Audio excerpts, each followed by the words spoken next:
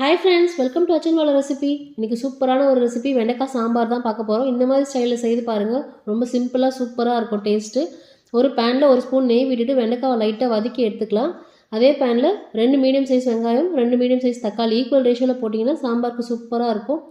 அந்த கடாயிலே நம்ம நல்லா வதக்கிடலாம். வதங்கின பிறகு கொஞ்சமாக மஞ்சள் பொடி, தேவையான உப்பு ஆட் பண்ணிவிட்டு 1 ஸ்பூன் மிளகாத்தூள்.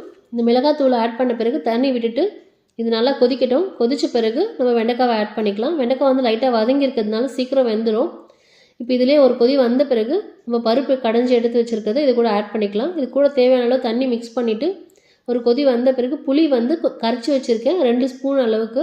இதை மிக்ஸ் பண்ணிக்கலாம். தாளிப்புக்கு ஒரு பேனில் 1 ஸ்பூன் எண்ணெய் விட்டுட்டு கடுகு, சீரகம், பெருங்காயம், கறிவேப்பிலை ஆட் பண்ணி தாளிப்பு இதை கூட சேர்த்துக்கலாம். சூப்பரான டேஸ்ட்டில் ரொம்ப சிம்பிளான ஒரு சாம்பார் ரெடியாக இருக்குது. நீங்களும் ட்ரை பண்ணி பாருங்கள் ஃப்ரெண்ட்ஸ். ட்ரை பண்ணி பார்த்து எப்படி இருக்குன்னு சொல்லுங்கள். தேங்க்யூ.